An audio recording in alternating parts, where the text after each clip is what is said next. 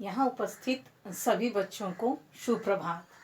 मैं श्रीमती प्यादी आज आपके सामने हिंदी पढ़ाने के लिए प्रस्तुत हुई हूँ। जैसे किसी देश को सुचारू रूप से चलाने के लिए हमें कुछ नियमों को जानने की आवश्यकता पड़ती है, उन नियमों के बिना एक देश नहीं चल सकता है। ठीक उसी प्रकार हिंदी को भी सही ढंग से जानने के लिए हमें उसके कुछ नियमों को जानना बहुत ज़रूरी होता है। इन नियमों का ज्ञान हमें व्याकरण से प्राप्त होता है। यानी कि व्याकरण किसे कहते हैं? व्याकरण वह शास्त्र है जिससे हमें भाषा के शुद्ध रूप का ज्ञान होता है। यानी हिंदी भाषा को शुद्ध रूप से जानने के लिए, अच्छी तरह से समझने के लिए और शुद्ध रूप से बोलने के लिए हमें व्याकरण का ज्ञान होना बहुत आवश्यक है। तो आज हम व्याकरण का अध्याय 1 भाषा के बारे में जानकारी प्राप्त करेंगे या पढ़ेंगे। बच्चों, भाषा किसे कहते हैं? आपने थोड़ा बहुत तो पिछली कक्षा में अवश्य ही पढ़ा होगा। आज हम इसके बारे में आपको विस्तृत रूप से बताएंगे। सबसे पहले भाषा की आवश्यकता क्यों पड़ी? हम सभी जानते हैं कि जब किसी चीज़ की ज़रूरत पड़ती है तभी उसका आविष्कार होता है।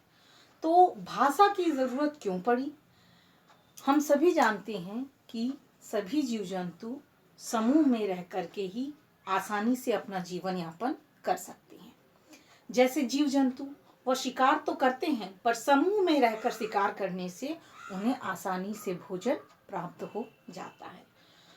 तो इसी तरह मनुष्य भी एक सामाजिक प्राणी है और समाज में रहकर के ही वो अच्छी तरह से अपने जीवन को आसानी से व्यतीत कर सकता है, अपनी सभी ज़रूरतों को आसानी से पूरा कर सकता है। इसको और विस्तृत रूप से समझने के लिए मैं आपको 3 उदाहरण देती हूँ। पहला, मनुष्य की 3 प्रमुख आवश्यकताएं हैं: भोजन, वस्त्र और मकान। हमें काम करने के लिए शक्ति की आवश्यकता पड़ती है, उसे ऊर्जा कहते हैं। जैसे मैं अभी आपके समक्ष बोलकर पढ़ा रही हूँ, तो बोलने के लिए भी मेरे अंदर शक्ति का होना, ऊर्जा का होना आवश्यक है और यही ऊर्जा हमें भोजन से प्राप्त होती है। तो भोजन किससे प्राप्त होता है? भोजन किसानों द्वारा उगाए गए फसल को पकाने से हमें भोजन प्राप्त होता है, जो हमारे शरीर में ऊर्जा का संचार करती है। दूसरा, वस्त्र। बच्चों, हमें अपने शरीर को ढकने एवं सुरक्षित रखने के लिए वस्त्र की आवश्यकता पड़ती है। आप सब ने भी वस्त्र पहना ही होगा। तो ये वस्त्र हमें कहाँ से प्राप्त होता है? ये वस्त्र हमें बुनकर द्वारा धागे से बुने गए कपड़े और उसे सही आकार देकर सीने पर दर्जी के द्वारा हमें प्राप्त होता है। यानी कि बुनकर हमारे कपड़ों को बुनता है धागों के माध्यम से और दर्जी उसे सही आकार देकर हमारे लिए वस्त्र बनाते हैं, जो आप सभी ने अभी इस वक्त पहना होगा। तीसरा, मकान।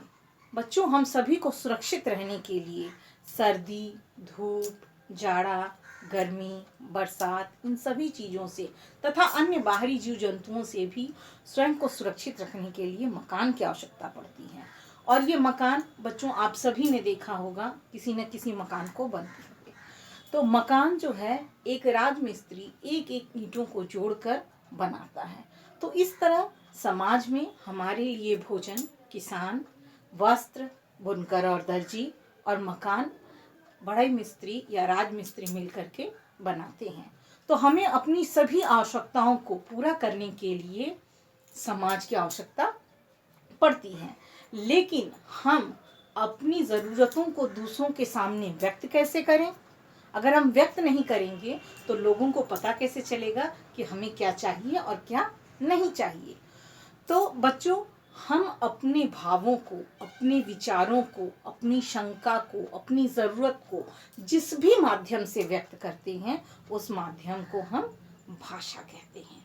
तो इस प्रकार हम देखते हैं कि भाषा की परिभाषा क्या बनती है। अपने विचारों को व्यक्त करने के माध्यम को भाषा कहते हैं। यानी कि हमारे मन में जो भी विचार उमड़ रहे हैं या उत्पन्न हो रहे हैं, उसे हम जिस भी माध्यम से व्यक्त करें, वो माध्यम हमारी भाषा कहलाएगी। मान लीजिए कि अभी मैं आपको पढ़ा रही हूँ तो अपने विचार आपको मुंह से बोलकर व्यक्त कर रही हूँ। आप एग्ज़ाम में बैठते हैं और प्रश्न का उत्तर कॉपी पे पेन के माध्यम से कुछ वर्णों के माध्यम से लिख करके देते हैं, और जो लोग बोलने में असमर्थ होते हैं वो इशारों के माध्यम से भी अपने भावों को व्यक्त कर पाते हैं। तो इस प्रकार हम देखते हैं कि भाषा के 3 भेद होते हैं। मौखिक पहला, दूसरा लिखित और तीसरा सांकेतिक। यानी कि जब हम अपनी विचारों को, अपनी परेशानियों को, अपनी समस्याओं को मुख से ध्वनि के द्वारा दूसरों के सामने व्यक्त करते हैं तो वो भाषा का मौखिक रूप कहलाता है। लिखित, जब हम अपनी भावनाओं को, अपने विचारों को हम कलम के द्वारा किसी कागज पर वर्णों के माध्यम से लिखकर व्यक्त करते हैं तो वो लिखित भाषा हो गई।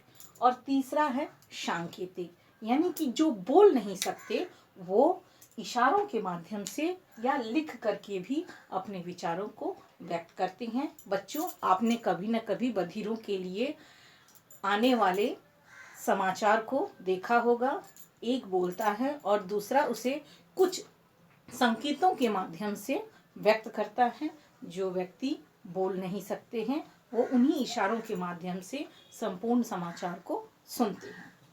तो हमें विशेष रूप से अभी मौखिक और लिखित भाषा के बारे में ही पढ़ना है।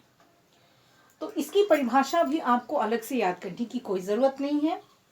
भाषा की एक परिभाषा अपने विचारों को व्यक्त करने के माध्यम को भाषा कहती हैं। इसे अगर आप याद कर लेंगे तो इसी से आपके बाकी 3 परिभाषाएं भी बन जाएंगी। पहला मौखिक, इसके नीचे आप देख रहे होंगे कि मैंने एक शब्द लिखा है बोलकर, यानी कि जब हम अपने विचारों को बोलकर व्यक्त करते हैं तो उसे हम मौखिक भाषा कहते हैं। जब हम अपने विचारों को लिखकर व्यक्त करते हैं या अपने विचारों को लिखकर व्यक्त करने के माध्यम को लिखित भाषा कहते हैं। अपने विचारों को बोलकर व्यक्त करने के माध्यम को हम मौखिक भाषा कहते हैं और अपने विचारों को इशारों के माध्यम से व्यक्त करने को हम सांकेतिक भाषा कहते हैं।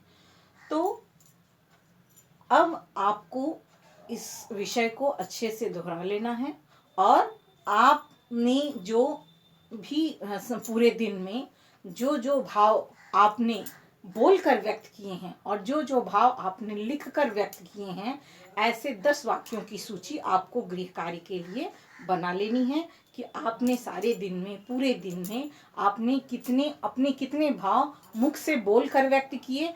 1 2 3 4 नंबर डाल करके उसकी एक सूची बनाएंगे और कितने भाव आपने लिखकर व्यक्त किए हैं उसे भी 1 2 3 4 नंबर डाल करके उसकी एक सूची बनाएंगे। तो देखेंगे कि आप कितने भाव बोलकर व्यक्त करते हैं और कितने भाव लिख करके। यही आपका गृह कार्य है। धन्यवाद।